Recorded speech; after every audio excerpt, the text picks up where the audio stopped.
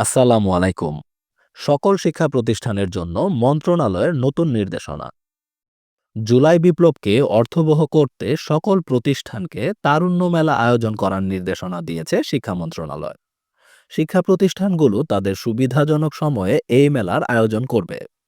তারুণ্যের প্রতীক ৩৬ জুলাইকে সবার মাঝে তুলে ধরার লক্ষ্যে এ নির্দেশ দেওয়া হয়েছে।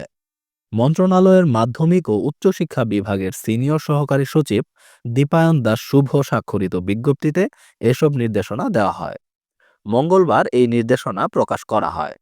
এতে বলা হয়, প্রধান উপদেষ্টার উদ্দীপক ঘোষণা "এসো দেশ বদলায়, পৃথিবী বদলায়" বাস্তবায়নে বাংলাদেশ প্রিমিয়ার লিগ ২০২৫ বিপিএল এর সঙ্গে সমন্বয় করে মাসব্যাপী ইয়ুথ ফেস্টিভ্যাল বাস্তবায়নের নিমিত্ত মাধ্যমিক ও উচ্চশিক্ষা বিভাগের অধীন শিক্ষা প্রতিষ্ঠানে বিভিন্ন কর্মসূচি গ্রহণ করতে হবে।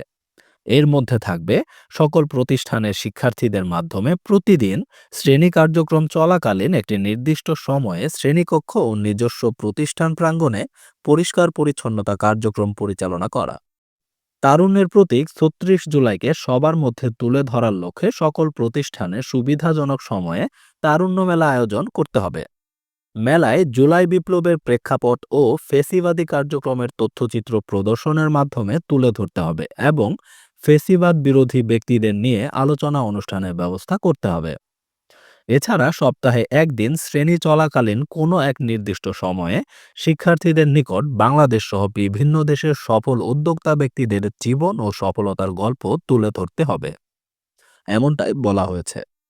একই সঙ্গে পলিথিন, প্লাস্টিক বর্জন ও পরিবেশ সুরক্ষা সংক্রান্ত বিষয়ে সবাইকে সচেতন করার লক্ষ্যে শিক্ষার্থী ও অভিভাবক সমন্বয়ে সকল প্রতিষ্ঠানে সমাবেশ করার নির্দেশনা দিয়েছে শিক্ষা মন্ত্রণালয়। সকল শিক্ষা প্রতিষ্ঠানে তারুণ্য মেলা আয়োজন করার নির্দেশনা দেওয়া হয়েছে শিক্ষা মন্ত্রণালয় থেকে। এই বিষয়টিকে আপনারা কিভাবে দেখছেন? এই বিষয়টি নিয়ে আপনাদের যে কোনো মূল্যবান মতামত অবশ্যই কমেন্টে লিখে জানান। দেখা হবে নতুন কোনো ভিডিওতে, নতুন কোনো গুরুত্বপূর্ণ আপডেট নিউজ অথবা নতুন কোনো সরকারি চাকরির নিয়োগ বিজ্ঞপ্তি নিয়ে। ততক্ষণ পর্যন্ত ভালো থাকুন। আল্লাহ হাফেজ।